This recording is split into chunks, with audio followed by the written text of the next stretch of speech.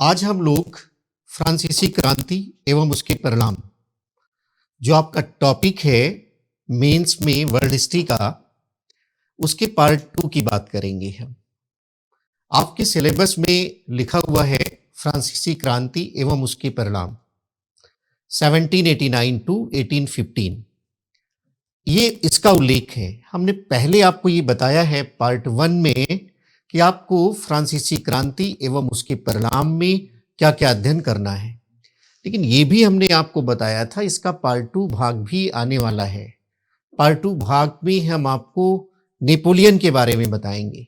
ये इसी का भाग बन जाता है, फ्रांसीसी क्रांति का ही भाग बन जाता है।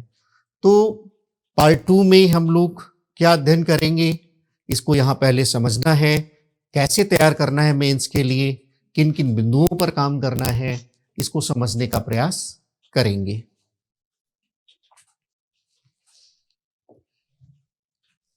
आपका टॉपिक है the French revolution and it's aftermath, फ्रांसीसी क्रांति एवं उसके परिणाम 1789 टू 1815 सी कॉमन ईरा, 1789 से 1815 के मध्य है। ये पार्ट 2 है। अब पार्ट 1 में जो हमने काम किया है,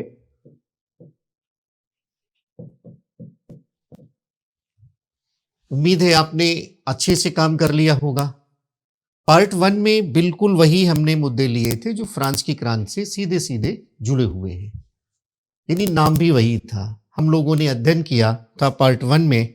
एक ब्रीफ हम आपको कर देते हैं, जिन बच्चों ने न देखा उसको देख लेंगे। पार्ट 1 में क्या क्या काम करना है, काम ना किया हो तो विस्तार से काम कर लेंगे। पार्ट 1 में हम लोगों ने काम किया है फ्रांस की पुरातन व्यवस्था पर। फ्रांस की पुरातन व्यवस्था के बाद हम लोगों ने काम किया है फ्रांस की क्रांति के कारणों पर। सारे कारणों को हमने देखा, कैसे पुरातन व्यवस्था की विसंगतियां फ्रांस की क्रांति के कारण है, इसको समझने का प्रयास हमने किया। सामाजिक कारणों की बात की, आर्थिक कारणों की बात हमने की, राजनीतिक कारणों की बात हमने की, बौद्धिक कारणों की हमने बात की, कैसे अमेरिकी क्रांति का प्रभाव है, कैसे तात्कालिक घटनाएं वहां पर है, कैसे आर्थिक संकट है, बहुत सारे जो कारण हैं उनकी चर्चा हमने की। उसके बाद हम लोगों ने बात ये किया कि फ्रांस की क्रांति में दार्शनिकों की भूमिका क्या है, मॉन्टेस्क्यू की भूमिका, रूसो की भूमिका, वोल्टेयर की भूमिका, और इसकी भी चर्चा की कि यदि फ्रांस में दार्शनिक नहीं होते तो फ्रांस में क्रांति नहीं होती।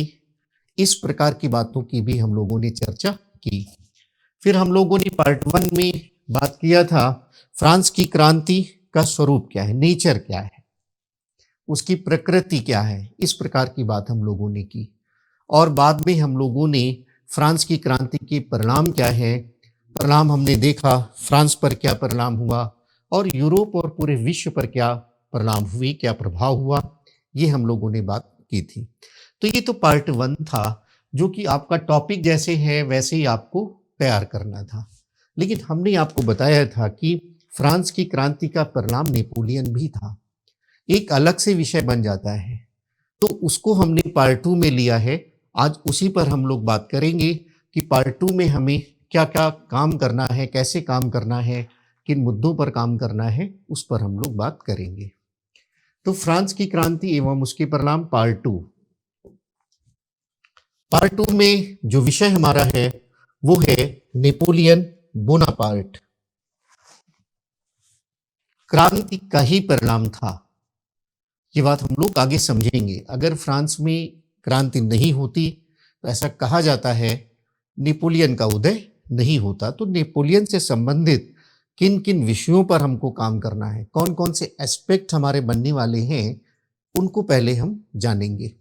पहले ही हमने स्पष्ट किया है, सिलेबस हमारा क्लियर होना चाहिए, किन किन विषयों पर काम करना है ये स्पष्ट होना चाहिए, और जो टॉपिक हमारा बनता है उस टॉपिक के कौन कौन से पहलू बनने वाले हैं वो हमारे मस्तिष्क में बिल्कुल क्लियर हो। तो नेपोलियन बोनापार्ट पर हम लोग क्या काम करने वाले हैं, पहले उसको समझ लेते हैं। जैसे सबसे पहला हमारा जो टॉपिक होगा वो होगा नेपोलियन का उदय, राइज ऑफ नेपोलियन। ये पहला टॉपिक होगा, नेपोलियन का उत्कर्ष, आप ऐसा भी कह सकते हैं। नेपोलियन का उत्कर्ष, नेपोलियन का उदय या नेपोलियन का उत्कर्ष, राइज ऑफ नेपोलियन में आपको काम क्या करना है? आपको काम करना है कि कैसे एक सामान्य व्यक्ति, कैसे कोर्सिका द्वीप का रहने वाला एक सामान्य व्यक्ति जो साधारण परिवार में जन्म लेता है, था तो कुलीन परिवार से, लेकिन बहुत निर्धन था, बहुत गरीब था।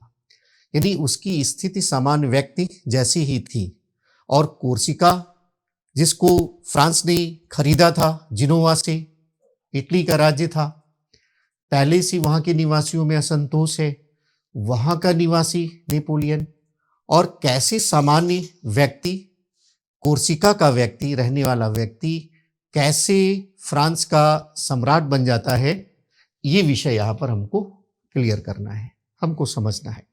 कैसे सामान्य व्यक्ति कैसे धीरे धीरे विकास करता है, क्रांति कैसे सहायक होती है, कैसे रेन ऑफ टेरर के समय में वो काम करता है, कैसे डायरेक्टरी के समय में काम करता है, कैसे कॉन्सुलेट की स्थापना करता है, और कैसे सम्राट बन जाता है। तो यहाँ पर जो हम लोग नेपोलियन के उदय में जो काम करने वाले हैं, एक सामान्य व्यक्ति है। एक सामान्य व्यक्ति से कैसे वो सम्राट बनता है, तो ये जो प्रोसेस है, ये जो परिस्थितियां हैं, ये जो कारक हैं, इसकी चर्चा हमें इस टॉपिक में करनी है। तो ये टॉपिक हमारा बनेगा नेपोलियन का उदय, राइज ऑफ नेपोलियन। इसके बाद हम लोग काम करेंगे नेपोलियन की सुधारों पर। जब वो कॉन्सुलेट की स्थापना कर लेता है, सम्राट बन जाता है, तो कौन कौन से सुधार करता है? The reforms of Napoleon, the reforms of Napoleon. तो कौन कौन से वो रिफॉर्म्स करता है, ये आपको देखना है। रिफॉर्म्स, अब नेपोलियन जब कॉन्सुलेट की स्थापना कर लेता है, 3 कौंसल होते हैं, विस्तार से हम लोग अध्ययन करेंगे। उसमें पहला सलाहकार बनता है, फर्स्ट कौंसल बनता है, तो सुधार लागू करता है, सुधारों की कड़ी स्थापित करता है, सामाजिक सुधार करता है, आर्थिक सुधार करता है, शिक्षा संबंधी सुधार करता है, धार्मिक सुधार करता है, एंड सो ऑन। विस्तार से समझने की जरूरत होगी, और बहुत इंपॉर्टेंट ये बन जाता है। नेपोलियन के जो कार्य हैं वो सुधारों के तहत ही हम लोग पढ़ेंगे। अधिकांश जो है नेपोलियन के सुधार, ये बहुत महत्वपूर्ण हो जाता है। उसके सुधार के बाद ही हम लोग ये समझ पाएंगे। एक प्रश्न आता है, नेपोलियन क्रांति पुत्र के रूप में, नेपोलियन क्रांति पुत्र के रूप में, Napoleon as a son of revolution, son of revolution. कहते हैं कि यदि फ्रांस में क्रांति नहीं होती तो नेपोलियन का जन्म नहीं होता, ये कहा जाता है। यानी नेपोलियन जो है वो क्रांति का परिणाम है। अगर फ्रांस में क्रांति नहीं होती तो नेपोलियन का जन्म नहीं होता। तो नेपोलियन क्रांति पुत्र के रूप में समझना है कैसे, इसकी पूरी व्याख्या करनी। अलग से प्रश्न आता है आपके मेंस में, नेपोलियन को क्या क्रांति पुत्र माना जा सकता है? और दूसरी ओर आप देखेंगे एक प्रश्न बनता है, नेपोलियन क्रांतिहंता के रूप में, क्रांतिहंता के रूप में, Napoleon as a destroyer of the revolution. तो एक ओर वो क्रांति का पुत्र कहा जाता है, दूसरी ओर वो क्रांतिहंता कहा जाता है। तो इस गुत्थी को सुलझाएंगे इस टॉपिक में। अब क्या मानेंगे आप, क्रांति पुत्र है तो क्यों है? अब क्रांति पुत्र उसको कहा जाता है तो समझना है, क्रांति नहीं होती तो उसका जन्म नहीं होता, क्रांति को कैसे स्थायित्व देने में उसकी भूमिका, एंड सो ऑन। पॉइंट वहां पर हम लोगों को समझना है। लेकिन कहते हैं ऐसा पुत्र है जो अपनी माता की हत्या स्वयं कर देता है। नेपोलियन क्रांति का पुत्र है, लेकिन वह क्रांति की हत्या कर देता है। कैसे, इसको समझना है। और इसका थोड़ा सा हिंट आपको यहीं से मिल गया होगा, एक सामान्य व्यक्ति कैसे सम्राट बनता है। अब सामान्य व्यक्ति, क्रांति हुआ, उसका उत्कर्ष होता है, और क्रांति के बाद जो गणतंत्र की व्यवस्था आई है, प्रजातंत्र की व्यवस्था आई है, उसको समाप्त करके फिर वो राजा महाराजाओं की तरफ व्यवहार करने लगता है। यानी जैसे बुर्बो राजवंश में था क्रांति के पहले ठीक वैसे ही वो व्यवहार करने लगता है।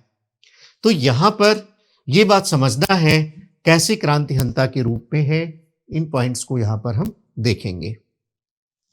इसके बाद नेपोलियन की देन, ये बहुत महत्वपूर्ण है। नेपोलियन की क्या देन है? Contributions of Napoleon, contributions of Napoleon, इसको यहां पर देखना है।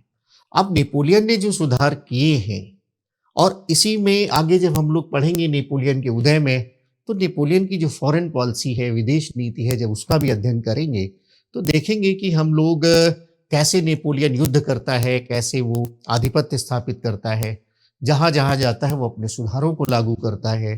तो ये सुधार केवल फ्रांस तक ही सीमित नहीं रहते, जैसे नेपोलियन कोड वगैरह वो हर जगह लागू करता है। उसके साथ सिद्धांत भी जाते हैं फ्रांस की क्रांति के, समानता का सिद्धांत, राष्ट्रीयता का सिद्धांत एंड सो ऑन, उसके साथ सब जाते हैं। तो कैसे प्रभाव पड़ता है? तो नेपोलियन की देन हम लोग देखेंगे कैसे फ्रांस के संदर्भ में है और कैसे शेष यूरोप और विश्व के संदर्भ में है। आप देखेंगे उसने युद्ध के दौरान जो नई व्यवस्था इटली में बनाई, नई व्यवस्था उसने प्रशा में बनाई, जर्मन राज्यों में बनाई, आगे चल करके वो आधार बन जाते हैं यूनिफिकेशन ऑफ इटली का, यूनिफिकेशन ऑफ जर्मनी का। इटली के एकीकरण और जर्मनी के एकीकरण का वो आधार बन जाते हैं। तो इसको हम लोग समझेंगे यहाँ पर। तो नेपोलियन बोनापार्ट में इन मुद्दों को समझने के बाद आगे के जो मुद्दे बनेंगे थोड़ा सा उनको भी समझ लीजिए। हम लोग काम करेंगे नेपोलियन के पतन पर, डाउनफॉल ऑफ नेपोलियन। नेपोलियन का पतन कैसे हुआ? लगातार युद्ध रहता है, एक पूरा का पूरा युद्ध दर्शन था उसका। वो कहता है कि फ्रांस की जनता पसंद करती है कि मैं लगातार युद्ध करूं, अगर मैं युद्ध में विजयी होऊंगा तो मेरा सम्मान बना रहेगा, युद्ध में परास्त हो जाएंगे तो वो स्वयं कहता था कि इसके बाद मेरा पतन हो जाएगा। तो कैसे नेपोलियन का पतन हुआ, इसको समझने का प्रयास करेंगे। लगातार युद्ध करता है, लगातार विजयी होता है, लेकिन सबसे बड़ी बाधा उसको इंग्लैंड के संदर्भ में समझ में आई, क्योंकि युद्ध जो भूमि पर हो रहे थे वहां तो फ्रांस की सेना का कोई मुकाबला ही नहीं कर पाता था। रूस की सेना, जर्मनी की सेना, जो प्रशा की सेना है, ऑस्ट्रिया की सेना है, इटली की जो छोटी छोटी राज्य हैं, सब उसके सामने नतमस्तक हैं। भूमि पर तो इंग्लैंड भी सामना नहीं कर सकता, लेकिन उसकी जो जल सेना है, फ्रांस की जो जल सेना है, नौसेना है, वो इंग्लैंड की तुलना में कमजोर है। इसीलिए डायरेक्टरी के शासन में हम अध्ययन करेंगे तो विस्तार से बताएंगे। नेपोलियन जब मिस्र अभियान करता है तो वो भूमि पर तो इंग्लैंड को हरा देता है, लेकिन जब नेल्सन के नेतृत्व में नौसेना आती है तो नेपोलियन हार जाता है उस समय भी, और लगभग ऐसी स्थिति बाद में भी बनी हुई है। तो नेपोलियन ने क्या किया था? नेपोलियन एक व्यवस्था लेकर आता है। जैसे यहां थोड़ा सा मैप में आप देखिए, ये आपका फ्रांस है, ये लगभग उसी समय का मैप है, 1815 का मैप है ये, और ये आपका इंग्लैंड है, ये ग्रेट ब्रिटेन का पूरा हिस्सा आपका आ गया। अब ये जो भूमि से जुड़े हुए इलाके हैं, ये इटली का इलाका है, ये कोर्सिका आपका है। आप कहीं भी वो आक्रमण करके सबको पराजित कर देता है, और अगर इंग्लैंड की सेना भी सामने आती है तो उसको भी पराजित कर देता है। लेकिन इंग्लैंड जो है वो चारों ओर समुद्र से घिरा हुआ है, द्वीपीय राष्ट्र है, इसको समर्पण करवाना बड़ी चुनौती थी। तो वह एक बड़ी महत्वाकांक्षी योजना लेकर आता है। उस योजना को हम लोग जानते हैं कॉन्टिनेंटल सिस्टम के रूप में, महाद्वीपीय व्यवस्था के रूप में। यानी नेपोलियन के पतन के संदर्भ में हम लोग सबसे पहला जो काम करेंगे वो कॉन्टिनेंटल सिस्टम के बारे में काम करेंगे। और जब महाद्वीपीय व्यवस्था को लागू करने का वह प्रयास करता है, विस्तार से हम लोग इसका अध्ययन करेंगे। इशारा ये है कि वह ये कोशिश करता है कि इंग्लैंड की जो अर्थव्यवस्था है उसको समाप्त कर दिया जाए। तो उसने एक घेरेबंदी की नीति अपनाई थी, आर्थिक नाकेबंदी की नीति अपनाई थी, कोई व्यापार नहीं करेगा इंग्लैंड से। उसी कॉन्टिनेंटल सिस्टम कहा जाता है, बहुत इंपॉर्टेंट है। लेकिन हुआ क्या, इसको लागू करने के क्रम में वह स्वयं फंस जाता है। वह पुर्तगाल से युद्ध करता है, स्पेन से युद्ध करता है, और उसे हम प्रायद्वीपीय युद्ध के नाम से जानते हैं, पेनिनसुलर वार के नाम से जानते हैं, प्रायद्वीपीय युद्ध या स्पेन का युद्ध। और बाद में ये नासूर बन जाता है। नेपोलियन स्वयं कहता है कि प्रायद्वीप का जो युद्ध है, स्पेन का जो युद्ध है, वो मेरे लिए नासूर बन जाता है, वो वहां फंस जाता है, और वहां लंबे समय तक फंसे रहने के कारण वो अन्य मुद्दों पर, अन्य समस्याओं पर ध्यान नहीं दे पाता है। उसके बाद इसी को लागू कराने के क्रम में जो सहमत असहमति बनती है, उसी का परिणाम होता है रूस अभियान, इन्वेजन ऑन रूस। रूस पर वो आक्रमण कर देता है। यहाँ अलग से हमने इसलिए लिखा है, ये सब नेपोलियन के पतन के कारणों में ही अध्ययन करना है। लेकिन कहा जाता है, इतिहासकार कहते हैं, अगर 3 कारणों की हमको पहचान करनी हो नेपोलियन के पतन की, तो नंबर 1 महाद्वीपीय व्यवस्था, नंबर 2 प्रायद्वीपीय युद्ध, और नंबर 3 रूस अभियान। इसने नेपोलियन का पतन कर दिया। लेकिन और भी बहुत सारे कारण बनते हैं, उन कारणों की पहचान हम लोग करेंगे, इनको विस्तार से अध्ययन करना है। और जब नेपोलियन का पतन हो जाता है, फाइनली वह हार जाता है वाटरलू के युद्ध में, तो एक वीना, ऑस्ट्रिया की राजधानी वीना में एक सम्मेलन बुलाया जाता है, जिसे वीना कांग्रेस कहते हैं, वीना कांग्रेस 1815। इसको विस्तार से हम लोग अध्ययन करेंगे। तो पार्ट 2 में हमने देख लिया है कि कैसे हमें फ्रांस की क्रांति में जो नेपोलियन का रोल होता है, नेपोलियन के उदय से लेकर के नेपोलियन के पतन तक की सारे विषयों का हमें अध्ययन करना है।